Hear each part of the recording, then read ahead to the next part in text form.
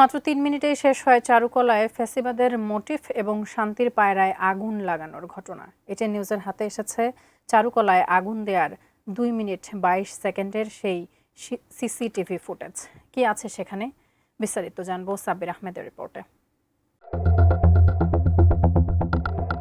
চারুকলায় চলছে বর্ষবরণের সবশেষ প্রস্তুতি। শনিবার ভোররাত 4:44 46 সেকেন্ড নজরুলের সমাধি ঘেঁষা চারুকলার গেট টপকে ভেতরে ঢুকে মুখে মাস্ক ও কালো টি শার্ট পরা এক যুবক। এ সময় সেখানে কোনো পুলিশ বা নিরাপত্তা কর্মী ছিল না।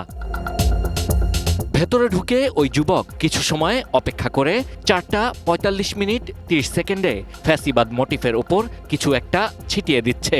ধারণা করা যায় গান পাউডার ছেটানো হয়েছে। এরপর পকেট থেকে লাইটার বের করে তা চেক করেন ওই যুবক। 40 সেকেন্ড পর 4:46 12 সেকেন্ডের সময় লাইটার দিয়ে ফ্যাসিবাদের মুখাকৃতি ও শান্তির পায়রা মোটিফে আগুন ধরিয়ে দেয় ওই যুবক।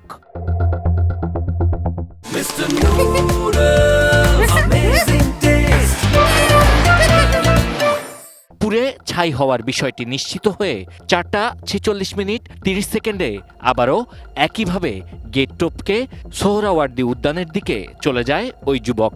কিন্তু পুরো সময় তাকে কোনো ধরনের বাধার মুখে পড়তে হয়নি, আর আইনশৃঙ্খলা বাহিনীর কাউকেই এ সময় দেখা যায়নি।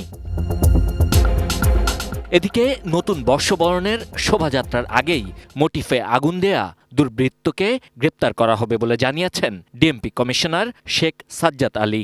আর এখানে নিরাপত্তার দায়িত্বে যারা ছিলেন তাদের কোনো গাফিলতি থাকলে ব্যবস্থা নেয়ার কথা জানান র্যাব মহাপরিচালক কেএম শহীদুর রহমান। নিরাপত্তার দায়িত্বে যারা ছিলেন তাদের কোনো ঘাটতি ছিল কিনা সেটা অনুসন্ধান করে দেখা হচ্ছে, এবং যদি সেরকম কিছু পাওয়া যায় অবশ্যই তার বিরুদ্ধে ব্যবস্থা নেওয়া হবে। শোভাযাত্রার আগামীকাল 9টার আগেই আমরা একটা সন্তোষজনক পর্যায়ে মামলাটা ডিটেকশনের ক্ষেত্রে চলে যাব। বাই দিস টাইম আমরা এই দুর্বৃত্তদের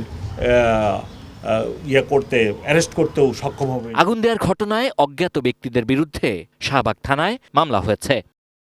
সাব্বির আহমেদ, এটিএন নিউজ, ঢাকা।